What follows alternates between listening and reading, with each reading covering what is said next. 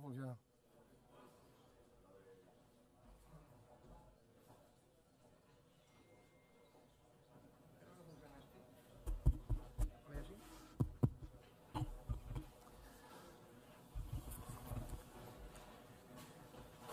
Buenos días y bienvenidos una vez más a la celebración de esta jornada financiera que por decimosexto año consecutivo organiza Mutualidad de la Abogacía un año más en colaboración con CaixaBank.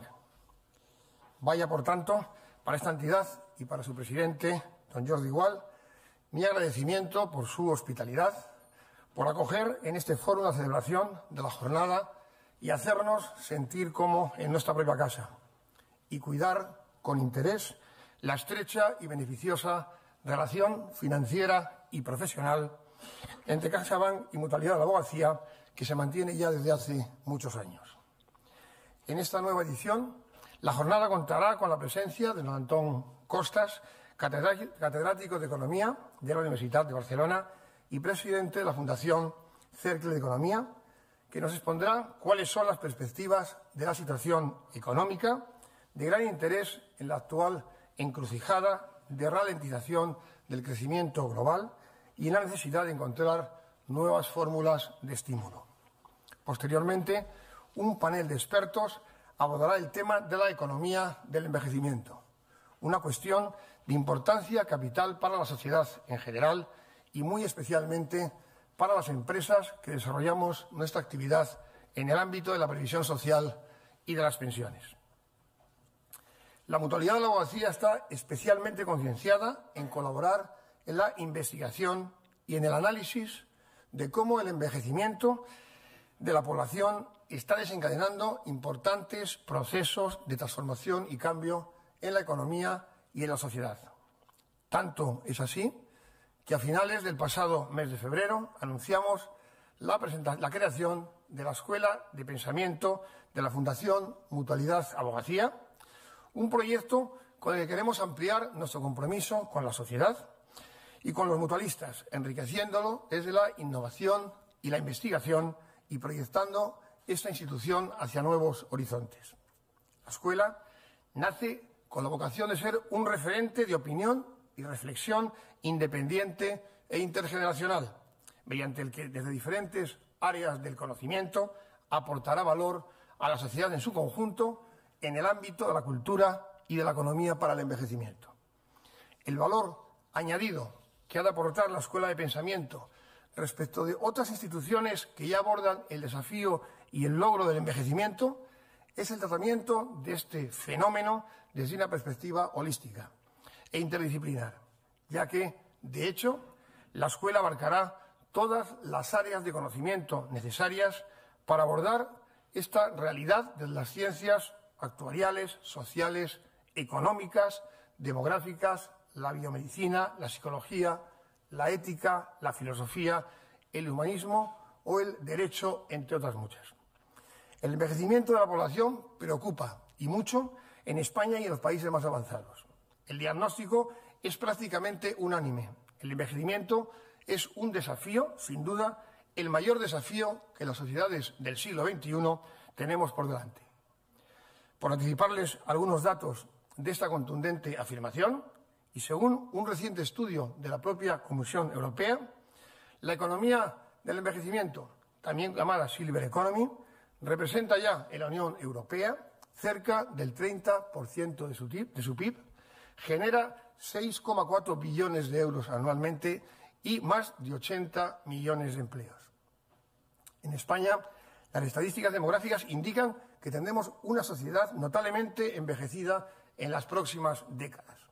Los niños que están naciendo hoy en nuestro país vivirán de media 83 años, 10 años más que la expectativa de 1975, según datos del Instituto Nacional de Estadística.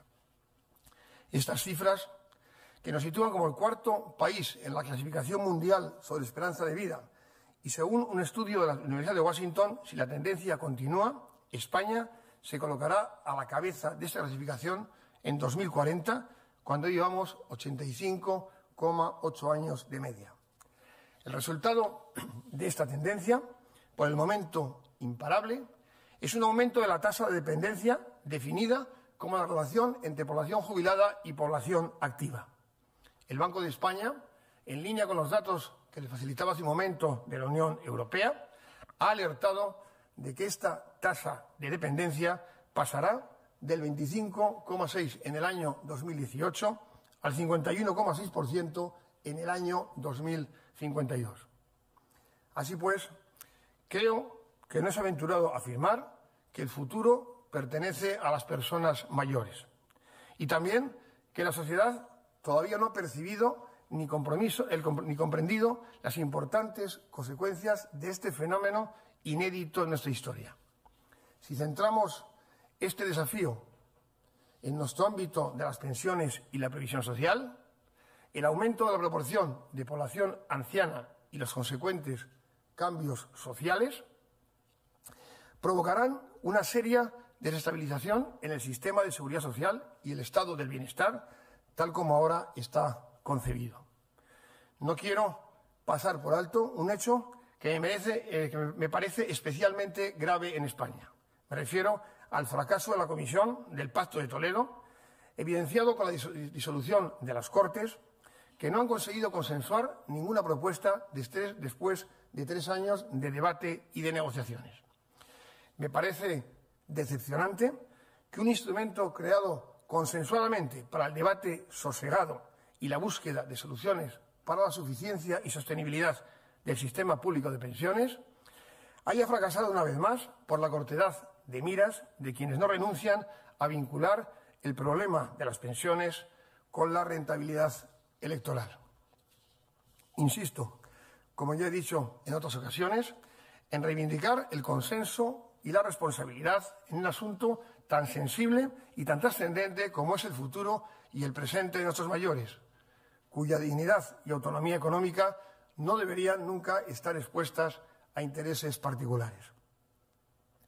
En este contexto, adquiere pleno sentido el trabajo que ahora inicia la Escuela de Pensamiento, el estudio crítico del ciclo vital, la fragilidad biológica, la gerontología de género, la gestión patrimonial desde la jubilación, los hábitos de compra diferenciales, el pacto intergeneracional y el derecho y la ética de la ancianidad son algunos de los temas que nos proponemos abordar. Para ello, la Escuela de Pensamiento cuenta con un consejo científico que está integrado por investigadores independientes y de reconocido prestigio en las distintas áreas del conocimiento, que trabajarán con los criterios del humanismo y siempre bajo los principios éticos y solidarios de Fundación Mutualidad Abogacía.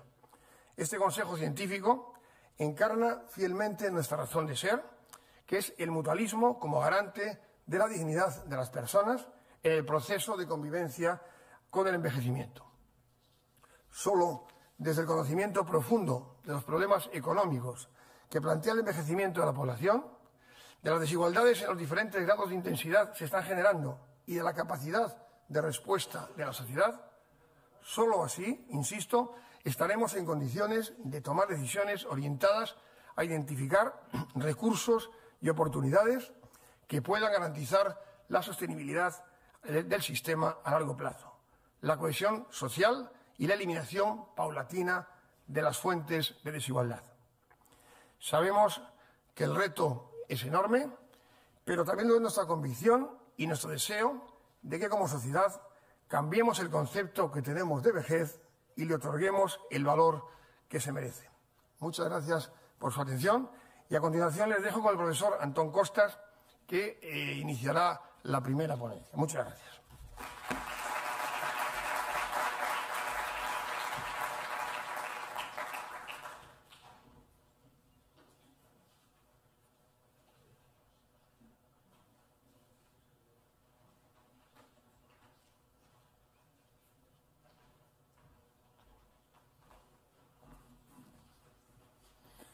Buenos días.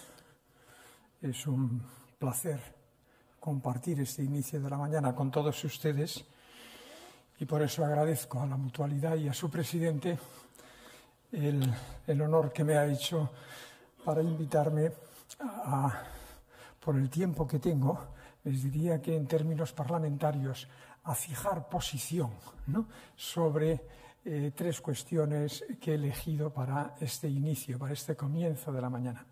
A mí me han pedido una especie de pequeño pronóstico de alguna previsión económica sobre el futuro inmediato, sobre 2019-2020, y me decían además en el correo, y si puede hacer un guiño a la economía del envejecimiento, irá bien. Verán que haré un guiño a la economía del envejecimiento, pero sin usar la palabra envejecimiento, porque una de las cosas que más me sorprenden de esta sociedad o de estos tiempos, es que probablemente el éxito mayor de la humanidad, a mi juicio, que es la esperanza de vida. Recuerden que a inicios de los años 50 pasados, la esperanza de vida media eran 52 años. Es decir, para mí el mayor triunfo de la humanidad, insisto, que es el alargamiento de la esperanza de vida, sin embargo se vea como una maldición de Matusalén. No lo entiendo. Por eso yo normalmente utilizo la palabra longevidad en vez de envejecimiento, porque las palabras sirven para entendernos o no entendernos. Si yo utilizo la palabra envejecimiento para decir que este año, por primera vez en la historia de la humanidad, la Tierra este año tiene mayor número de personas por encima de los 65 que por debajo, si lo veo como envejecimiento, el universo se me cae encima, el cielo. Si lo veo como longevidad, puedo comenzar a ver dividendos, en sentido financiero de la palabra, dividendos de la longevidad, que no me aparecen si utilizo la palabra envejecimiento. En todo caso, ya he tomado posición, fijado posición en este primer tema, y si al final tengo tiempo, volveré a él. En principio, mi idea es... Ahí está ya, perdón. Está a la izquierda. Mi idea, les decía, era en estos 15 minutos que tengo, fijar posición sobre tres cuestiones, 5 minutos cada una, que son una pregunta, al menos a mí me la hacen continuamente en los últimos meses. Dice, profesor, ¿estamos delante de una nueva recesión mundial, de una recesión a la vuelta de la esquina? Verán que mi opinión es que no. La segunda cuestión, ¿y a España? ¿Cómo le irá en 2019 y 2020? Dice, mejor que a todos los demás. Ya verán por qué. Pero eso tampoco deberíamos llevarnos, esta afirmación no debería llevarnos a la complacencia. Y por último, insisto, hablaré un poquito efecto envejecimiento versus efecto longevidad, con la idea de que si el efecto económico de la longevidad es mayor que el efecto económico del envejecimiento, no estamos ante el fin de la humanidad, estamos en otra etapa que habrá que gestionar de otra forma. Voy allá. Para hacer previsiones, hace unos días entré en la cocina y mi mujer estaba haciendo el crucigrama de La Vanguardia y me dice, palabra que define a personas que cobran 2 veces por la misma cosa. Yo ya vi que aquello iba mal para mí, ¿no? Dice, ¿qué cobran? Por hacer un pronóstico y al día siguiente por explicar por qué se han equivocado. Palabra, dice, economistas, entra, ¿no? Entra, muy bien. Esto, la verdad es que ya lo decía Einstein, ¿no? Que hacer pronósticos es muy arriesgado, especialmente si son acerca del futuro, ¿no? Pero yo les expondré cómo yo hago pronósticos para que ustedes, en todo caso, con la misma forma de pensar, si les parece adecuada, hagan su propio pronóstico. ¿Y qué tipo de imagen utilizo? Y les sugiero, ustedes piensen en que la economía, la española, la europea o la mundial, es como un avión que tiene 3 motores. Un motor es el más importante, el que tiene más potencia, es el sector privado, el motor privado, el consumo y la inversión de las familias, el consumo de las familias y la inversión de las empresas. Este es el motor privado, llamamos sector privado, es el más potente. En nuestras economías representa, en términos medios, alrededor del 60% de la potencia del motor, de la potencia del avión, de la potencia de la economía. Hay un segundo motor, que es el sector público, que es el consumo y la inversión pública. Y un tercer motor, atrás, que es el sector exterior. Exportaciones menos importaciones. Esa es la ecuación del PIB. Eso es como hacemos pronósticos. Intentamos hallar cada uno con su modelo, la ecuación del PIB. El PIB de una economía, es decir, el aumento de la renta de cada año, es la suma de sector privado, sector público, sector exterior. Por lo tanto, para hacer previsiones, ustedes o yo, ¿qué tendríamos que hacer? Tendríamos que estar pensando cómo va a comportarse el consumo privado en el año 2019 o 2020. Cómo estimamos que se va a comportar la inversión privada en el 2019 y 2020. Tengo que poner ecuaciones de comportamiento para saber cómo van ustedes en concreto a hacer con su renta, con su ahorro, con su consumo. Una primera observación. Fíjense, un observador, como todos ustedes atento, me podría decir, oiga, pero ahí no está el ahorro, ¿no? Que además en una mutualidad es un aspecto importante. Dice, sí, está el ahorro.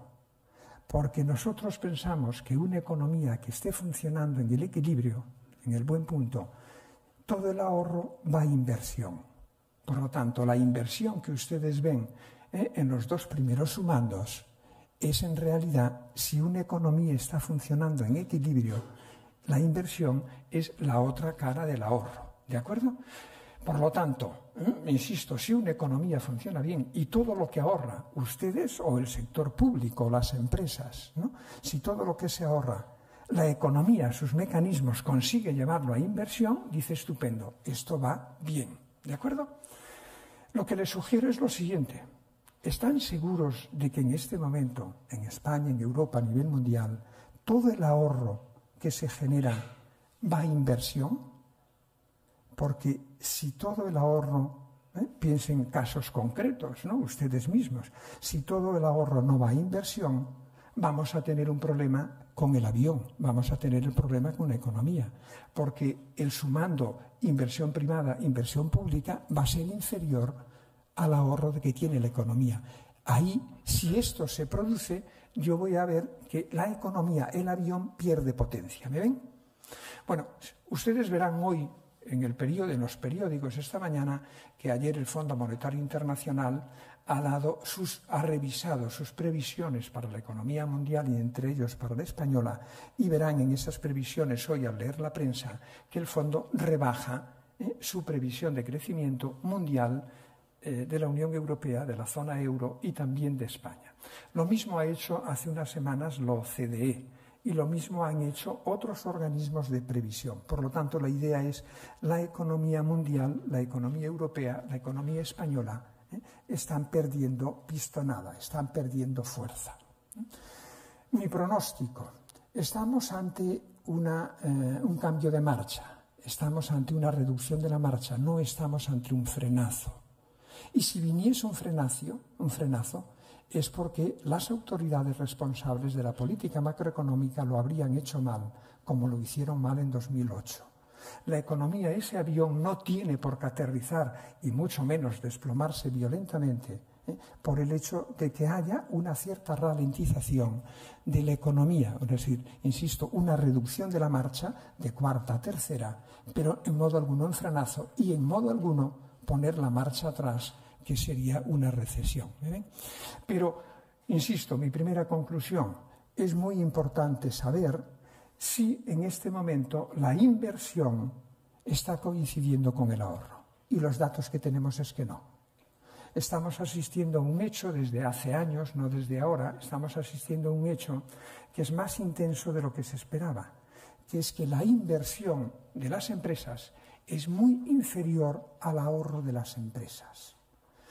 Christine Lagarde, la directora del Fondo Monetario Internacional, decía hace escasamente una semana, menos de una semana, que hay problemas con el sistema fiscal empresarial internacional, que saca los excedentes de las grandes corporaciones hacia paraísos fiscales. Probablemente, si aceptamos, y si lo dice Christine Lagarde, lo voy a tomar como cierto, probablemente ese tipo de huida del ahorro me está sacando capacidad de inversión de las empresas. ¿Me ven? Por lo tanto, una explicación posible a por qué nuestras economías se están ralentizando un poco, o mucho, una explicación posible es que tenemos un problema entre ahorro e inversión. Tenemos muchísimo ahorro. No sería un gran problema si todo él fuese a inversión. porque la ecuación me diría, estupendo, estamos pensando en el futuro, ahorramos más ahora, pero como todo va a inversión, el futuro será mejor. La cuestión es, ¿y si ese ahorro de ahora no va todo él y fundamentalmente no va una gran parte de la inversión? Tenemos problemas con el funcionamiento futuro de la economía, se me va a ralentizar. Para mí fue un descubrimiento. Hace poco murió mi padre y fue un descubrimiento. Era un trabajador, él y mi madre sigue teniendo una pensión de trabajador, ¿no? En la ría de Vigo, los dos, ¿no? Y nunca aceptó que nosotros le ayudásemos, vivía dignamente, ¿no? Bueno, al morir mi hermano quedó encargado de ver un poco, de arreglar las cosas de mi padre. Y entre otras cosas nos encontramos con su cartilla de ahorros en la caja de ahorros de Vigo, antigua Vigo, ¿no? Ahora Abanca. Y mi sorpresa fue ver lo siguiente, que lo que tenía ahorrado mi padre cuando se jubiló, hace 25 años, lo que tenía ahorrado en aquel momento, era inferior a lo que tenía ahora, o dicho, quizá lo ven de otra manera, lo que tenía ahorrado ahora, en el momento de la muerte hace un año, era superior a lo que tenía ahorrado cuando se jubiló. Y estos 25 años ha vivido de la pensión. Por lo tanto, él ha utilizado la pensión para ahorrar, pero ahorrar de una forma que no va bien a la economía.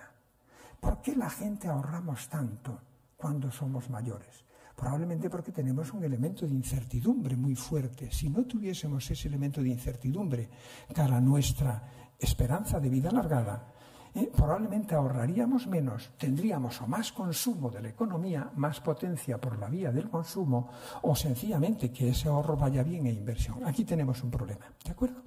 Hay un segundo, y acabo ya en lo que es mi primera toma de posición.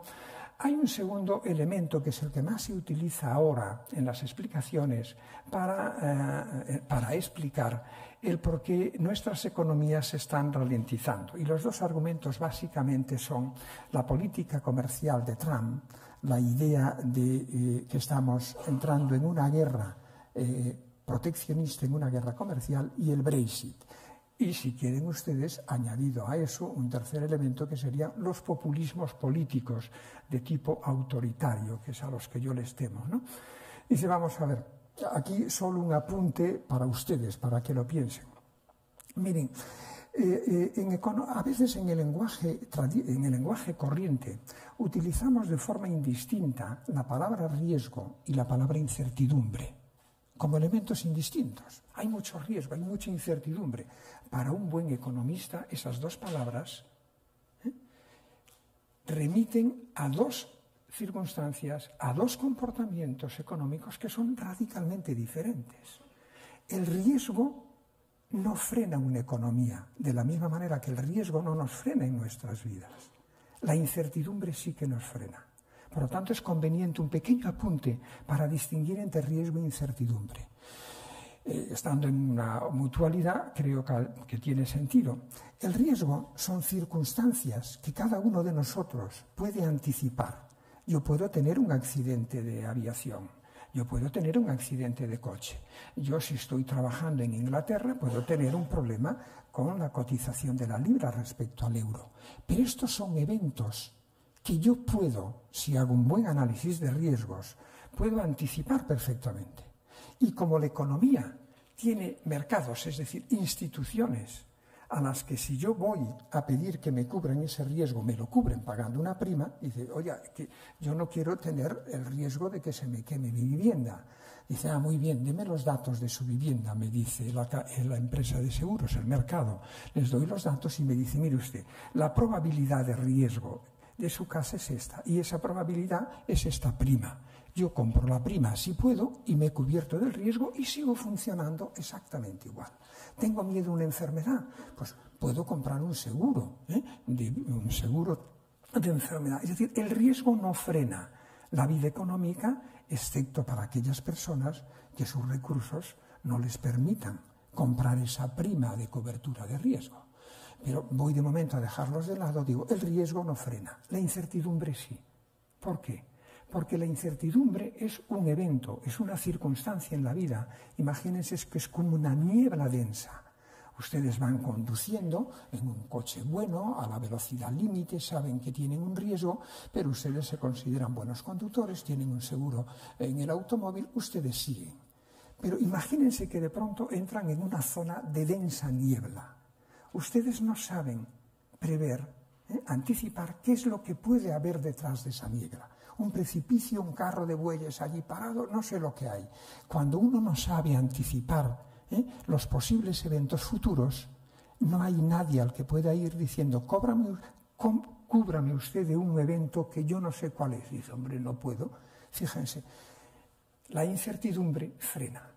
Probablemente la salida de... Este es un paréntesis. La salida de Sedes de Cataluña en su momento tuvo que ver con un problema de niebla, con un problema de incertidumbre.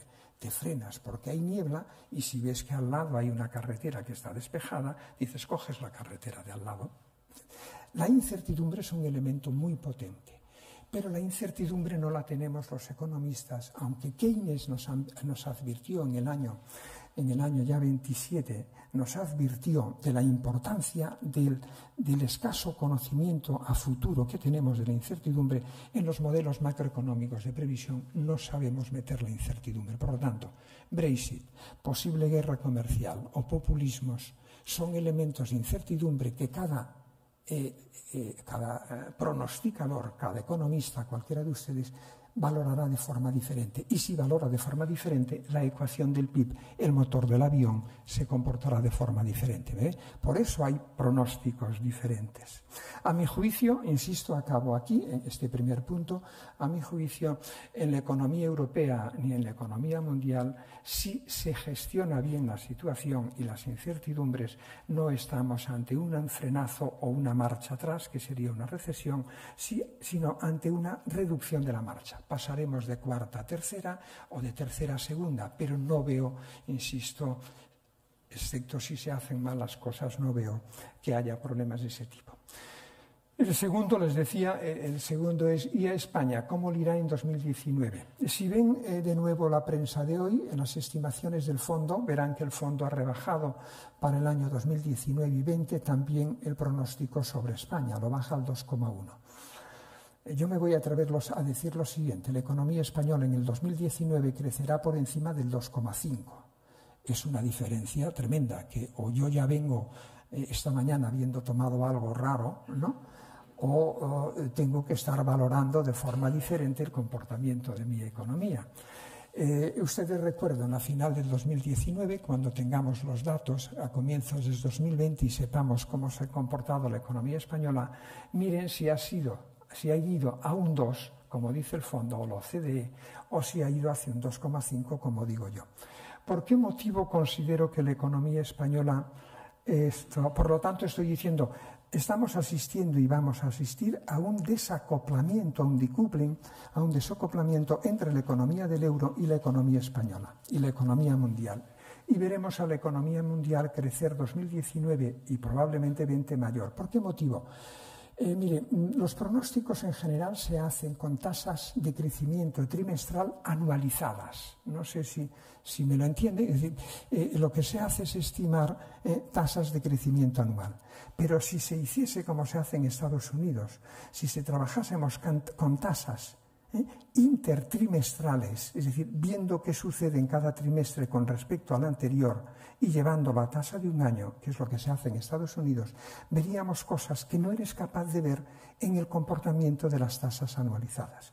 Si hago esto, ustedes verán que el primer trimestre del 2019 la economía española creció un 0,1 más que las previsiones. Y la estimación previa para el segundo trimestre es que crece un 0,2 más. Es decir, el crecimiento intertrimestral me está dando algunas claves para la economía española de mayor crecimiento. Y dice, bueno, ¿y por qué? Y probablemente porque el consumo privado va a funcionar mejor de lo que ahora se está estimando. El aumento del empleo, y seguiremos teniendo aumento del empleo, aunque en muchos casos sea temporal, y el aumento de los salarios que hemos comenzado a ver después de 7 años, crecimientos salariales, está impactando y va a impactar cada vez más en el consumo de la economía. Y no tengo más tiempo para entrar en... Y especialmente el tercer motor del avión, de la economía española, el tercer motor, exportaciones menos importaciones, el sector exterior, es un motor fantástico de la economía española. Por primera vez en toda nuestra historia económica, estamos asistiendo a una recuperación de la economía, después de una recesión, a una recuperación donde por primera vez el sector exterior español lleva 7 años con saldo positivo. Si el sector exterior tiene saldo positivo, como la balanza de pagos es una ecuación contable, si hay saldo positivo en la balanza comercial, eso significa que no necesito endeudamiento del exterior. Yo hoy puedo, de hecho, financiar al resto del mundo en vez de que el resto del mundo me financie a mí. La economía española tiene un sector exportador desde hace años mucho más potente, mucho más competitivo por productividad y no por salarios de lo que normalmente se dice. Pero probablemente como nos hostigamos de una manera exagerada, tenemos poca autoestima con respecto a lo bueno que tenemos, no somos capaces de ver esta capacidad que tiene el sector exterior.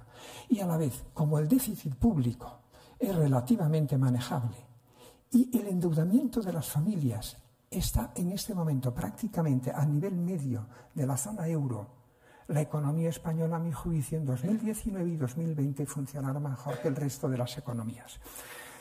¿Deberíamos alegrarnos? Sin duda, pero déjenme decir que es una alegría que no nos debería llevar a la complacencia. Dice, ¿por qué?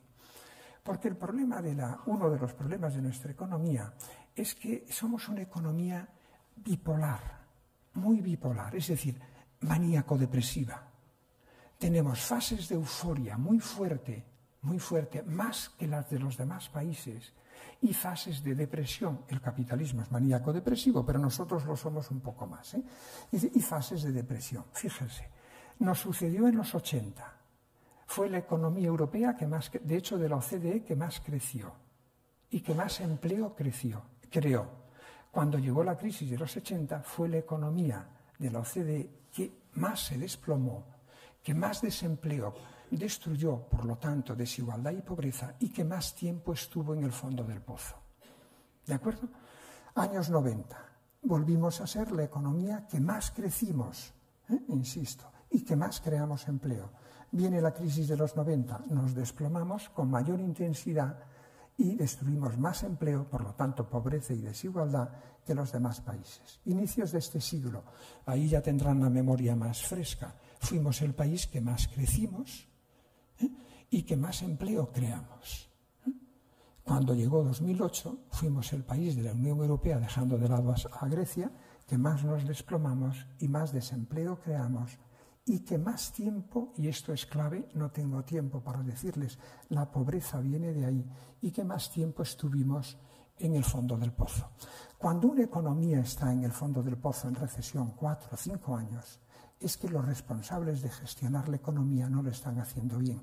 Porque una recesión convencional de la economía capitalista bien gestionada te dura 12, 18 meses, no más. Si una economía está durante 4 años en una recesión, es que hay un problema de gestión macroeconómica de esa economía. ¿Me ven? Les decía, hemos de alegrarnos sin complacencia. ¿Por qué no complacencia? Son tres etapas de crecimiento maníaco-depresivo. Estamos en la 4ª. Somos la economía que más está creciendo, que más empleo está creando, y que más prolongación de la expansión va a tener. No saquen conclusiones rápidas, pero no temen algo, que de nuevo me venga un ciclo depresivo que sea mucho más intenso. Eso es lo que deberíamos estar previendo, a mi juicio, ahora.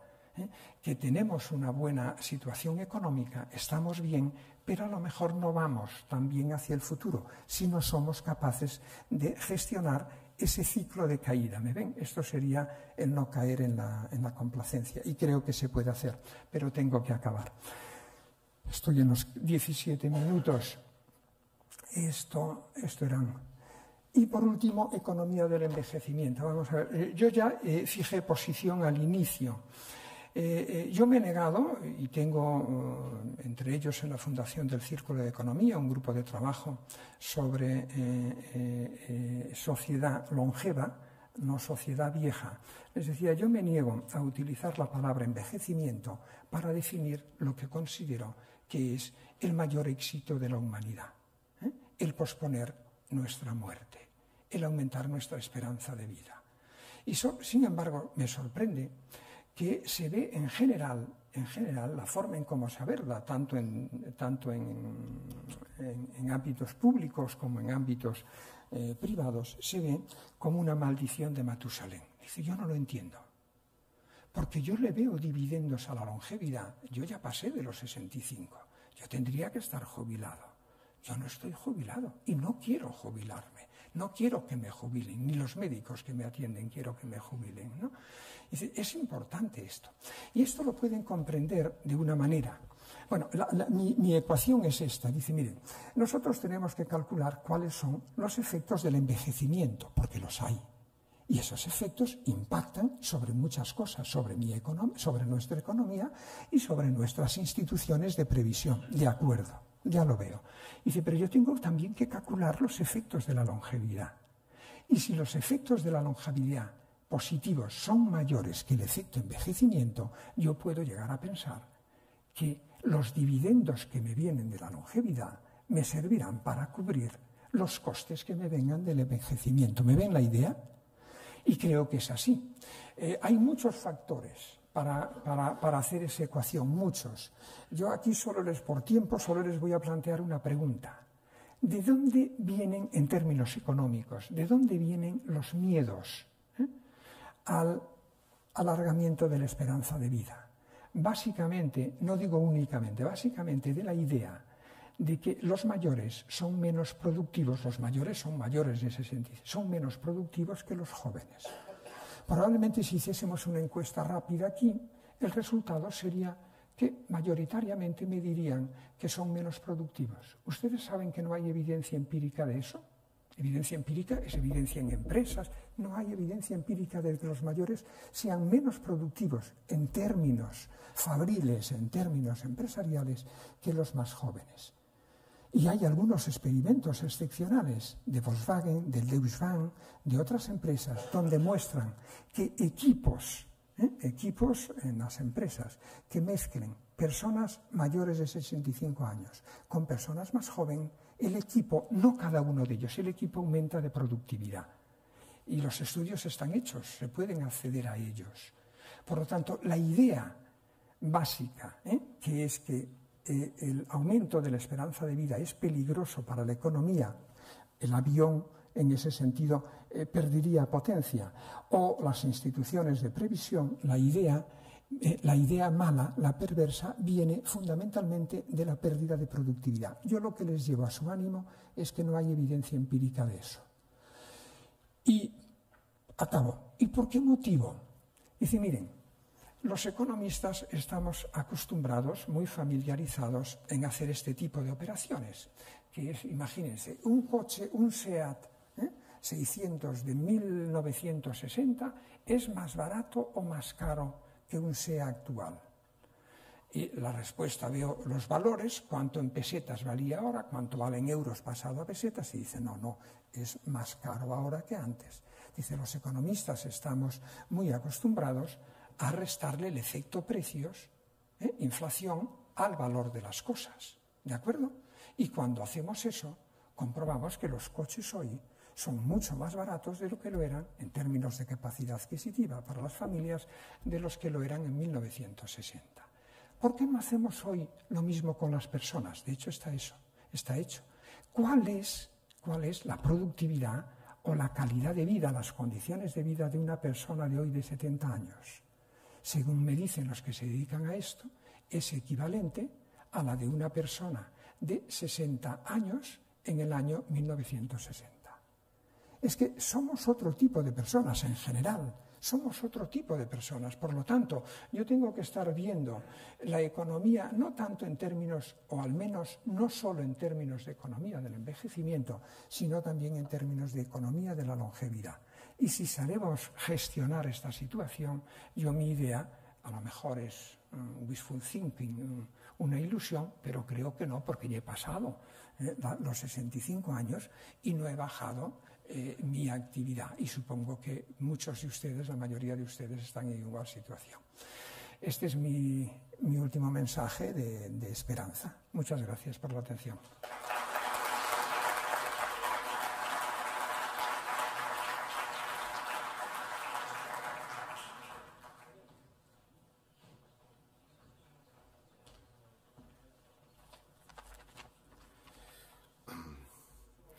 Muy buenos días a todos. Enhorabuena, señor Costas, por la magnífica exposición que nos has hecho.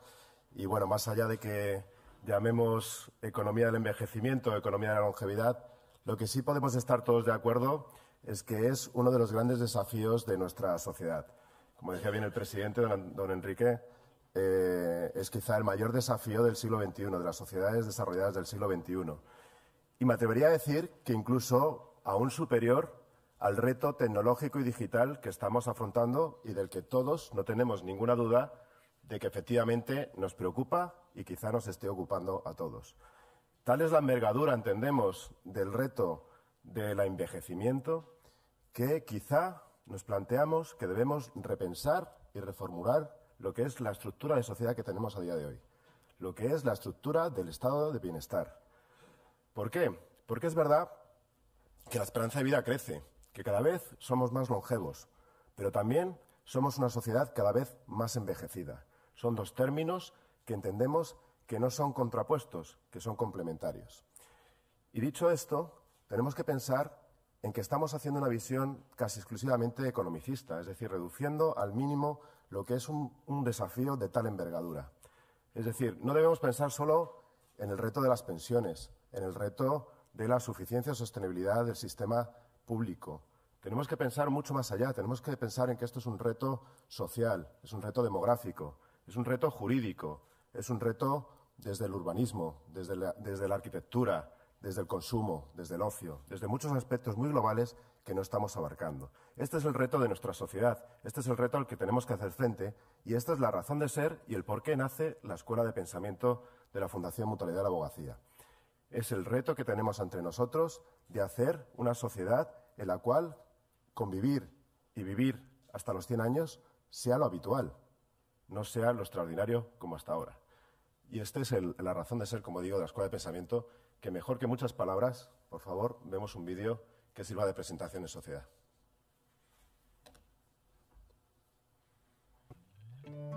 La población mundial está envejeciendo. El estudio del envejecimiento se ha convertido en el gran reto para la sociedad en el siglo XXI. La investigación científica vive un momento boyante, con estrategias que darán marcha atrás al reloj biológico. Según el informe de la UE en el mundo, de Eurostat, en 2060 habrá un pensionista por cada persona en edad de trabajar. Con el objetivo de estudiar esta nueva realidad, nace la Escuela de Pensamiento de Fundación Mutualidad de Abogacía. Un espacio de reflexión independiente e intergeneracional que pretende aportar conocimiento sobre la cultura y la economía para el envejecimiento, con la finalidad de alcanzar una vejez económicamente independiente, equitativa, saludable y digna. La Escuela de Pensamiento quiere potenciar la investigación multidisciplinar que va mucho más allá del ámbito economicista.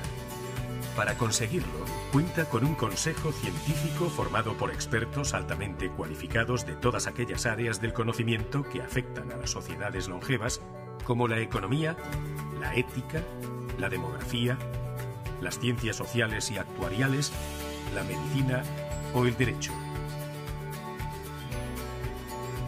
El desafío se centra en crear un cuerpo doctrinal pionero, innovador y riguroso que generará una perspectiva diferente sobre el envejecimiento, evocando la veneración y centralidad del anciano en la familia propia de tiempos pasados.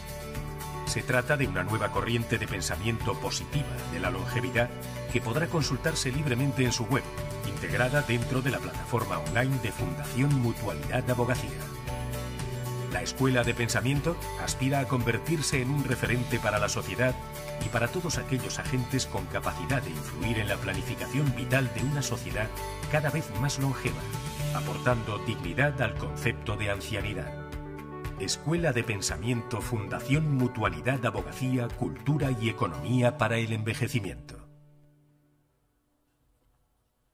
Muy bien, espero que os haya gustado. Para el abordaje de estas reflexiones que queremos empezar hoy y presentar en sociedad en esta jornada, contamos hoy con la presencia de 4 de los mayores expertos en economía del envejecimiento y todo lo que le rodea, que van a abordar estas reflexiones en el día de hoy desde puntos de vista y áreas del conocimiento absolutamente diferentes, pero todas ellas complementarias y necesarias.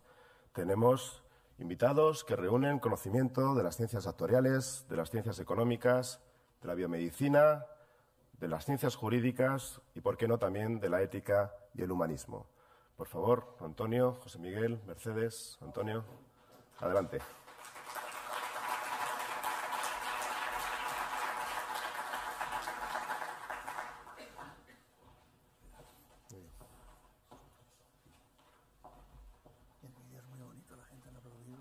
Sí. ¿Dónde queráis?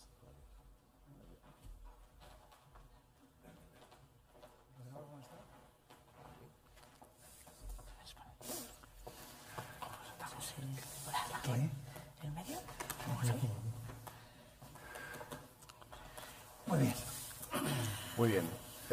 Bueno, me dice Don Antonio que el vídeo ha sido precioso y nadie ha aplaudido. O sea, que yo creo que se merece un aplauso, ¿no? El vídeo. Era muy bonito.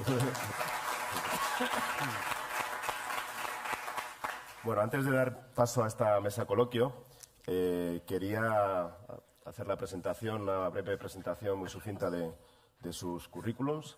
Tenemos con nosotros a don José Miguel Rodríguez Pardo, que aparte de ser el moderador de este coloquio, es también presidente de la Escuela de Pensamiento de la Fundación Mutualidad de la Abogacía y es doctor en Economía, en Biomedicina, actuario y licenciado en Ciencias Económicas y Empresariales.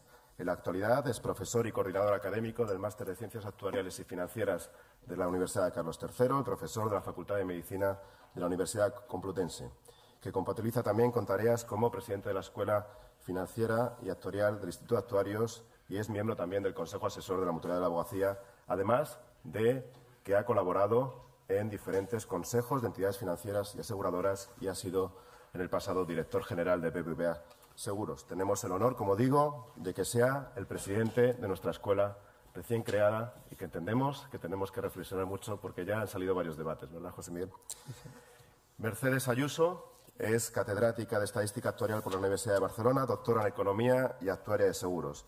Full member del Grupo de Investigación Risk Center de la Universidad de Barcelona y directora del Máster en Dirección de Entidades Aseguradoras y Financieras de esta universidad.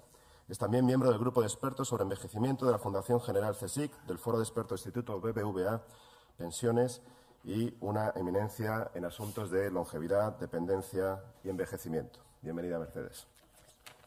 Tenemos también con nosotros a don Antonio Garrigues Volker, que es presidente de la Fundación Garrigues y presidente de honor del despacho de abogados Garrigues.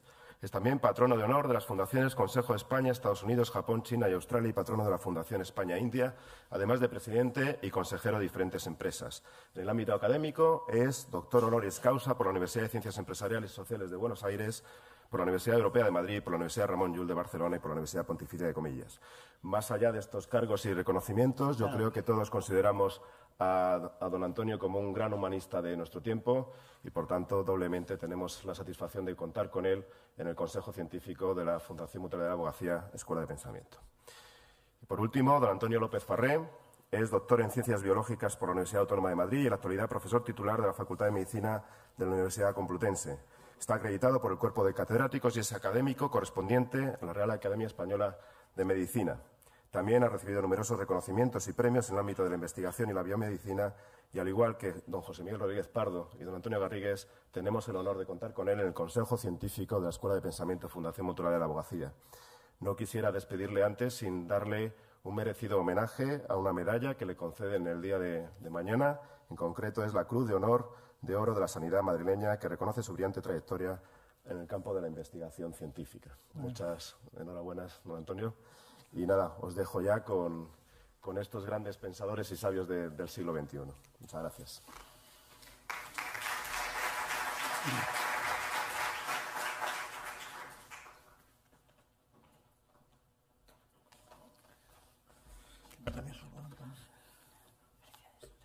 Bueno, muchas gracias, Fernando, muchas gracias, Enrique, por esta apuesta de largo que hacemos hoy en Barcelona por primera vez de la Escuela de Pensamiento.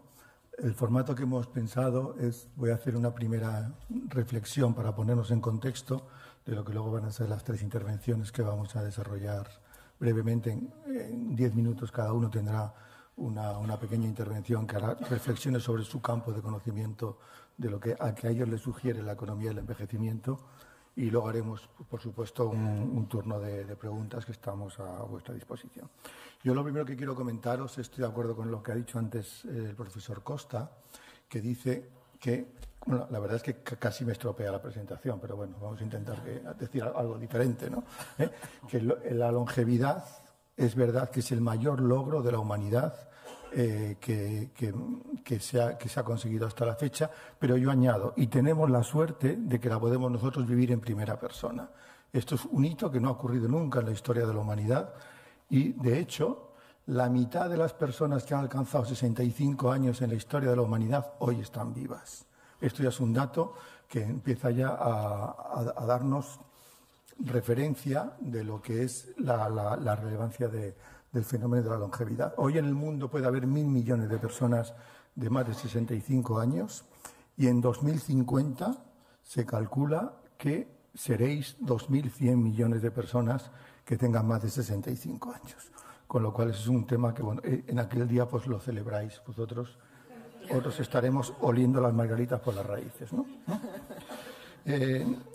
Fijaros un tema muy interesante. Hoy una niña europea que nace hoy tiene un 50% de probabilidad de llegar a los 100 años. Y una niña japonesa que nace hoy tiene un 50% de probabilidad de llegar a los 109 años. Fijaros el avance que supone esto. Es verdad, ahora os voy a traer malas noticias, no todas van a ser buenas, que los últimos estudios, del último estudio que han hecho la Sociedad Actuaria Británica en marzo de este año, dice que se está desacelerando los incrementos de la longevidad. De hecho, el mayor pico histórico de crecimiento de longevidad en Gran Bretaña, que también se puede aplicar para España y los Estados Unidos, ha sido en 2004 para hombres y 2006 para mujeres. Y desde entonces el incremento de la longevidad se está desacelerando.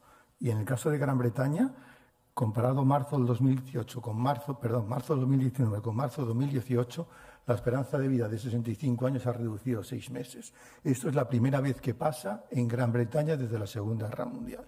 Con lo cual, algo es un motivo también de reflexión, que tenemos que ver que algo está pasando, que los incrementos que traíamos, sobre todo en la primera década del siglo XX, esto ya no se están produciendo con tanta intensidad. Por lo tanto, ¿la longevidad es una bendición? Absolutamente sí. Pero, malas noticias que vuelvo a traer aquí. ¿Por qué? Hay un libro que se ha publicado ahora en castellano en marzo que se llama El planeta vacío, que dice lo siguiente.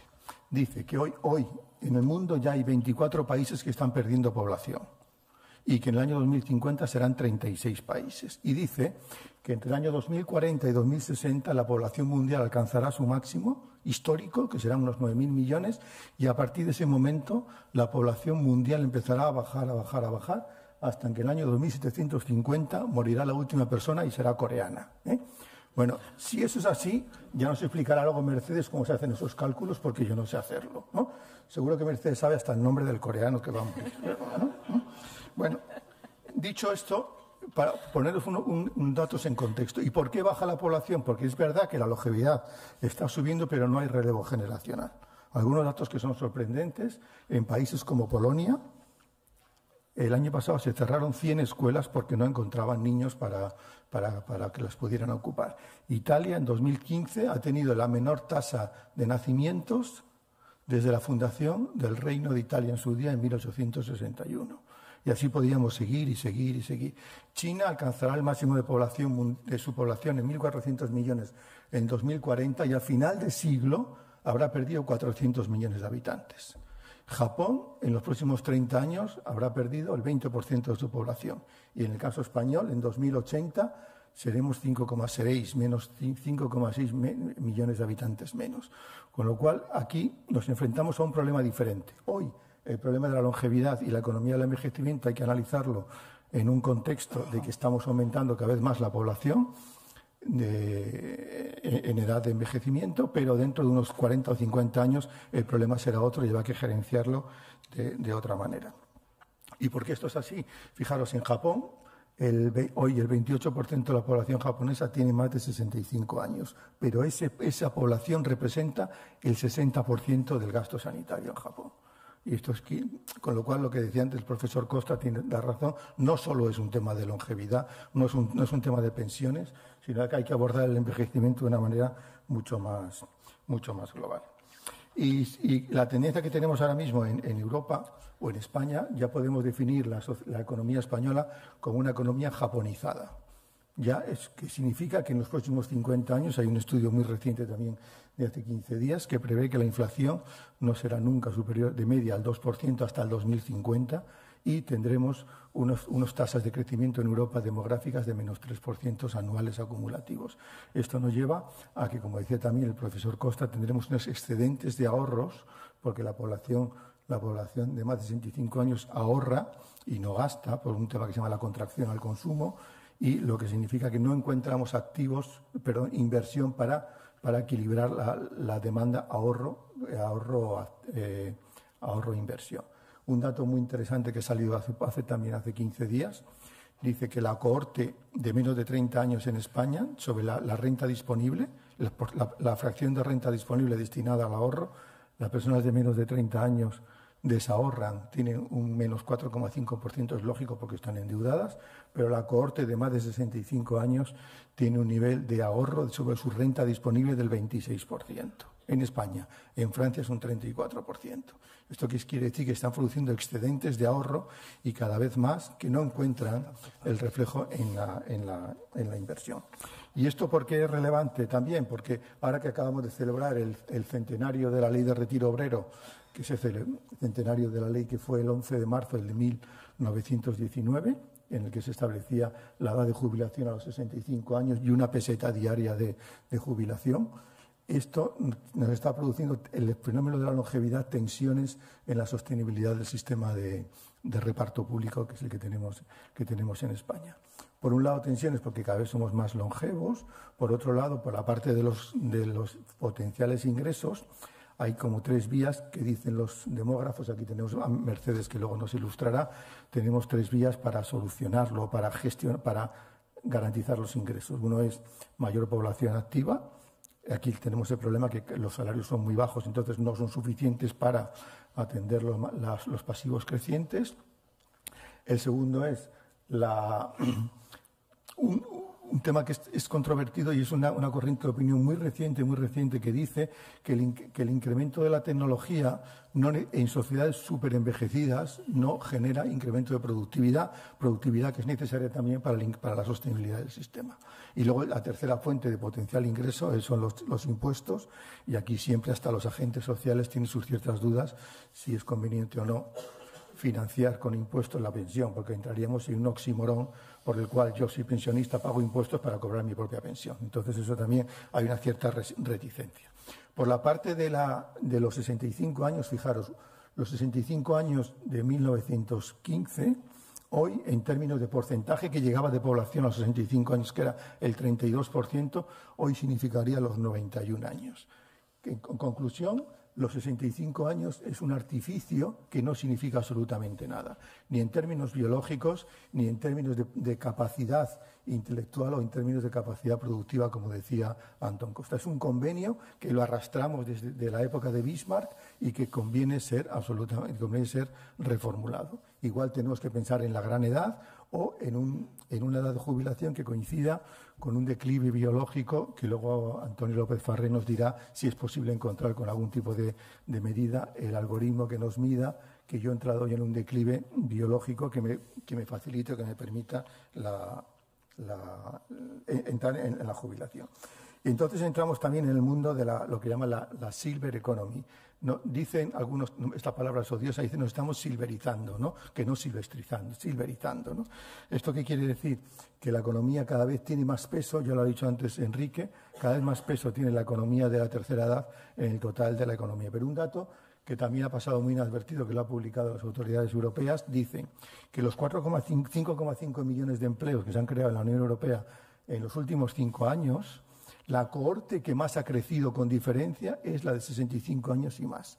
Están creando tasas de empleo por encima del 5% anual. Esto es un tema que ha sorprendido. Quiere decir que algo también está cambiando en las sociedades europeas envejecidas. Cada vez más los jubilados se resisten a abandonar sus capacidades productivas y quieren seguir trabajando. También un elemento de reflexión que lo mantendremos en la escuela y tendremos oportunidad ahora de hablar es cómo se gestiona el patrimonio para la jubilación. Yo me encuentro con un escenario con 65, 66 años que voy a tener un horizonte vital entre 22 y 30 años. Y eso cómo gestiono todo mi patrimonio y mi pensión. Bueno, aquí hay iniciativas muy interesantes. Una es de Merrill Lynch Bank of America, que ha creado la figura, es horrible el nombre, pero bueno, lo voy a repetir, es el gerontólogo financiero. O sea, tomarlo como es. Lo que hace es que es una persona que te ayuda a administrar. Lo ha creado en 2014. Es la primera entidad financiera del mundo que ha creado esta figura. Lo que te hace es te ayuda a gestionar tus finanzas y en Estados Unidos también tus planes de salud, que sabéis que tiene muchas connotaciones porque son planes privados. E incluso el anciano, cuando llega a la ancianidad, delega en el gerontólogo financiero la potestad de que tomar decisiones en su nombre para evitar posibles fraudes contra los mayores. Y esto también es interesante porque los británicos, la Autoridad Financiera de Conducta, en febrero de este año también ha elaborado un informe que está diciendo a los asesores financieros que recomiendan cómo tienen que gestionar el patrimonio cuando una persona se acerca a la jubilación, tienen que ser completamente honorables y que el consumidor se sienta lo que se llama ahora el consumidor informado, que es una figura que deberíamos también en España tomar como tendencia y como reflexión. Pero no todos son problemas. Hay un efecto también que es lo que llaman, otro concepto también que es muy interesante, que se llama, no lo toméis a mal tampoco, la paz geriátrica. No tiene connotaciones negativas. Lo que significa es que las sociedades, aquellos barrios que están muy envejecidos, las tasas de criminalidad y delincuencia son mucho menores, porque el anciano, la persona mayor, es mucho mejor cumplidor de la norma que la persona joven. Eso también es un beneficio que aporta la longevidad a la economía. En términos de medicina y salud,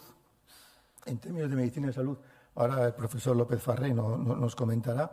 Aquí lo que estamos expectantes que nos lo cuenta, es si las terapias genéticas van algún día a cumplir las expectativas que teníamos sobre ella y se produzca un salto disruptivo en la longevidad. Hasta ahora, desde la demografía poblacional, lo que hemos hecho es mejorar los registros de esperanza de vida, pero no hemos superado los límites biológicos del ser humano, que esté entre 115 y 120 años. Y la biomedicina, la que nos tiene que decir si esto va a ser posible en los próximos años. Otro tema que a ver si podemos suscitar debate ahora.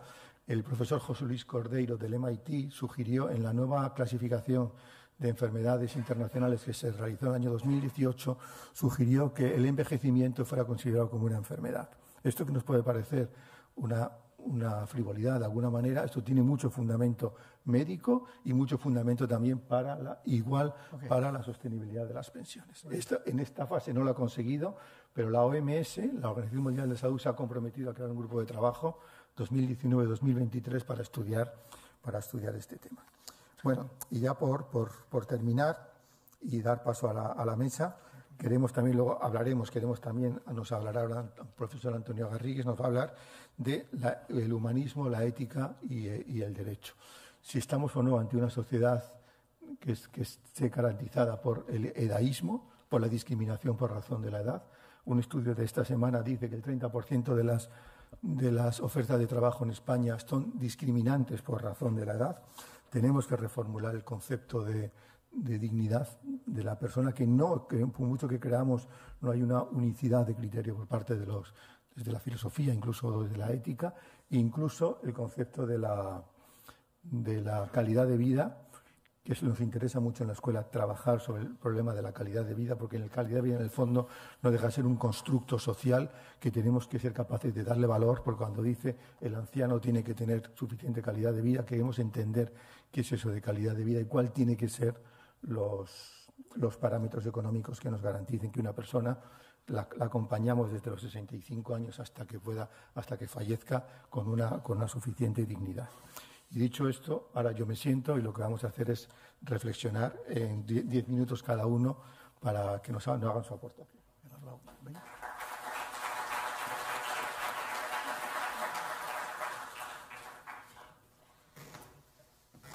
Bueno, pues si os parece, vamos a empezar por el orden que tenemos establecido en el programa. Mercedes, si quieres, nos cuentas tu visión sobre la economía del envejecimiento. Bien, pues tienes 10 minutos, a los 10 te corto, o sea, ¿no? Muy bien, perfecto. Buenos días a todos y muchísimas gracias por su asistencia, gracias por la invitación. Te hemos debido moderar a ti también un poco, ¿eh? Yo he cumplido, ¿no? Bueno, yo me ciño, va. Digo, gracias por la invitación que me brindan para estar aquí hoy con todos ustedes. Yo voy a hacer el enfoque que ha tomado como punto de partida el doctor Costas, es decir, voy a hablar de longevidad, porque sí que es verdad que llevamos en los últimos tiempos hablando mucho de envejecimiento, hablando mucho de pensiones, muy focalizado el debate en pensiones, y quizá no hayamos puesto encima de la mesa esto que nos ofrece la longevidad o el hecho de que las personas vivan más tiempo. Me he hecho unas notas, no es fácil sintetizar en 10 minutos todo lo que la longevidad nos ofrece desde un punto de vista económico, social y yo diría político también. Grandes puntos que yo creo que pueden dar lugar después a debate, o al menos para que ustedes salgan de aquí con pensamiento, que es el objetivo de la escuela que hoy nos han presentado. Desde un punto de vista económico, miren, tenemos delante de nosotros un cambio en composición poblacional sorprendente. Yo creo que la palabra adecuada es realmente sorprendente. Probablemente estamos en un momento del tiempo en el cual vamos a tener personas mayores de 65 años o un número de personas concentrado en este intervalo de edad de 65 y más muy grande. Y aquí viene la primera reflexión importante y es el primer punto donde nosotros, como equipo de investigación, estamos trabajando. Nos olvidamos del 65 y más. Es decir, a partir de ahora tenemos 65 y 20, 25 años por delante que, créanme, dan mucho de sí. Por tanto, el primer objetivo que tenemos como investigadores y que yo creo que la economía tiene es analizar dentro de esos 25 años que tenemos por delante qué puede ocurrir, porque probablemente el comportamiento de la persona cambie, las consecuencias de sus actuaciones cambien. Yo les voy a dar algunos datos de investigaciones que estamos haciendo ahora que ya nos lo dejan ver. ¿Qué quiere decir esto desde un punto de vista económico? Que tenemos que empezar a medir de forma rigurosa lo que ocurre a partir de los 65 años. Tenemos que saber cómo consumen las personas a partir de los 65 años. Ya no les llamo nuestros mayores, porque ya no son mayores las personas que tienen 65 años. Hablar de persona mayor, en el sentido tradicional de la palabra, nos lleva a hablar de edades más avanzadas, incluso preguntando a esas personas para que nos digan cuándo se sienten mayores. Por lo tanto, a partir de los 65 años tenemos que hacer un estudio riguroso de cómo se consume. Solo si sabemos cómo consume la persona a partir de los 65 años podremos tomar decisiones adecuadas sobre aquello que debemos vender o sobre lo que podemos innovar en el ámbito del consumo. Tenemos que saber cómo ingresan las personas a partir de los 65 años. ¿Qué ingresan? ¿Cuáles son sus ingresos? Y aquí tenemos dos puntos fundamentales a analizar. Todo lo que es ingreso real y todo lo que es ingreso financiero. Una cosa es la vivienda, que es mucho, y mucho en España, porque somos propietarios de viviendas, y otra cosa es el ingreso financiero, que el doctor Costas ya nos estaba diciendo. Cuidado, porque la teoría del ciclo de vida, esa teoría que muchos de nosotros hemos estudiado y que nos decían que a partir de los 65 años el consumo empieza a decrecer y cambia el comportamiento, parece ser que se pone en entredicho, y es que nuestras personas a partir de los 65 años ahorran. Por tanto, tenemos que saber cómo ahorran y qué se les puede ofrecer para los 20 años que tienen por delante si queremos que realmente esos ahorros se transformen en inversión, como se nos decía a la primera hora de la mañana. Fíjense, dato importante, si hacemos un análisis de la riqueza, que la riqueza son los activos reales más los activos financieros menos las deudas. Y aquí hago referencia a la encuesta financiera de las familias del año 2014, como ustedes saben, trabajada por el Banco de España. La riqueza, el intervalo donde hay más riqueza concentrada es el intervalo entre los 65 y los 75 años. Estamos hablando de unos niveles de riqueza acumulada claramente significativos. Por tanto, tenemos un grueso poblacional, si quieren les doy los datos. La mediana de riqueza actualmente en España, la mediana quiere decir el dato a partir del cual tenemos un 50% de población por encima, es aproximadamente 119.000 euros, incluyendo vivienda, lógicamente. Para las personas entre 65 y 75 estamos en 212.000 euros.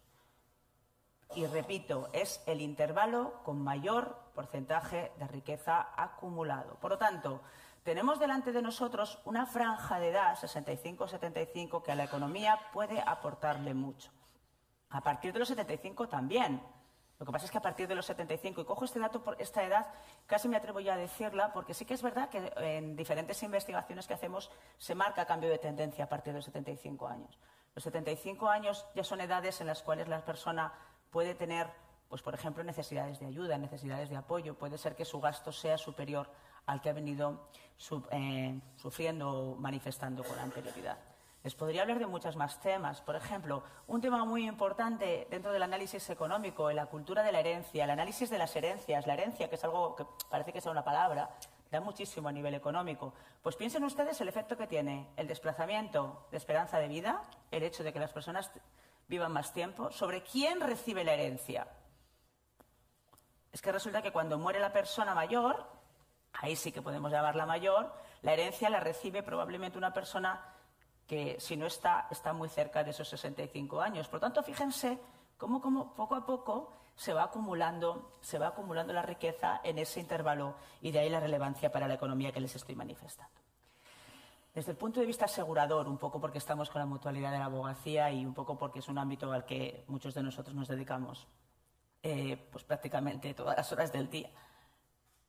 Aquí creo que tenemos que empezar a diferenciar entre lo tradicional y lo innovador. Cuando digo lo tradicional me refiero a aquellos seguros, aquella forma de enfocar el seguro que ha sido lo clásico hasta ahora, es decir, la cobertura de la ocurrencia de algo. Y cuando hablo de cobertura me refiero a cualquier tipo de seguro. Me refiero a salud, lógicamente, que evidentemente tiene un campo por delante que ni qué decir tiene. Me refiero a dependencia, que todavía no ha llegado, pero parece ser que en algún momento puede ser que entre en escena. Pero me refiero también a otras cosas. Me refiero a la necesidad o al nuevo planteamiento que en nuestro ámbito asegurador se abre, no solamente desde el punto de vista de la cobertura, sino desde el punto de vista del servicio. Porque esas personas que tienen más de 65 años, probablemente lo que más demanden sean servicios. Servicios pues, relacionados, por ejemplo, con esa autonomía del mayor. Esa persona que entre los 65 y los 75 años se encuentra bien y que probablemente requiera ayudas para determinadas circunstancias que hasta ahora no habían salido tanto a escena. Me refiero a nuevos riesgos. O a riesgos nuevos no, tampoco, ya existían, pero no con la frecuencia que probablemente aparezcan, porque ¿saben cuál es una de los principales riesgos o de las principales circunstancias que afectan a las personas a partir de los 65 y más, en este caso 75? Las caídas. Las personas mayores se caen en el hogar.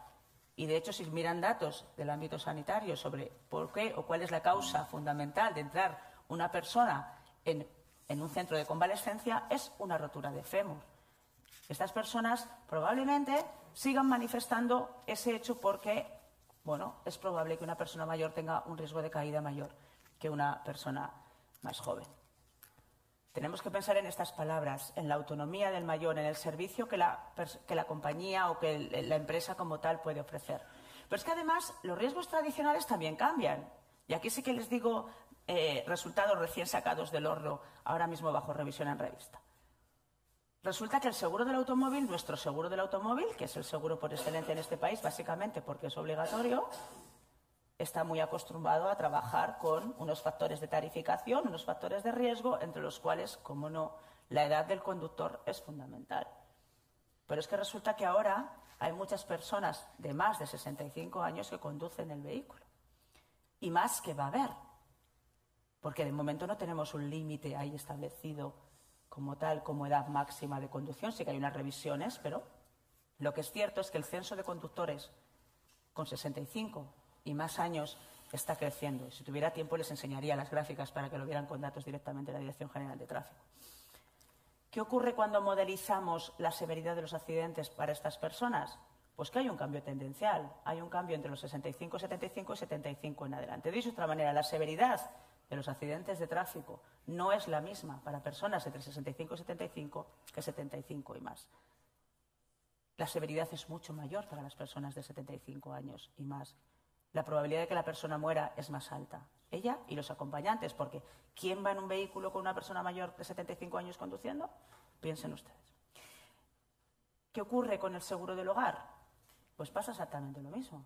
El seguro del hogar tiene que estar dirigido también a colectivos de personas con edades más avanzadas, pensando en estos riesgos que yo ya les avanzaba o les suponía, que están ligados o más asociados con personas de estas características. A nivel económico podríamos hablar de muchas más cosas que van a tener efecto. Yo creo que ya se está viendo, pero va a ser un efecto realmente sobre el que tenemos que trabajar duro y tendido. La concentración de riqueza por zona geográfica.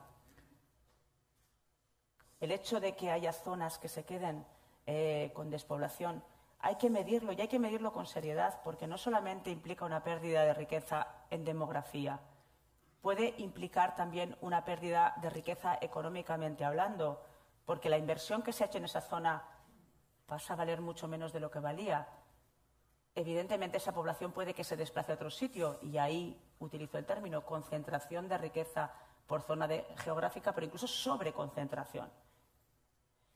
No me quiero alargar más para no quitar tiempo a mis colegas, pero podríamos decir tantas cosas. ¿Qué puede suponer esto en política educativa? Nosotros que somos miembros de una comunidad universitaria. Déjenme que les diga otro dato más para que se lo lleven.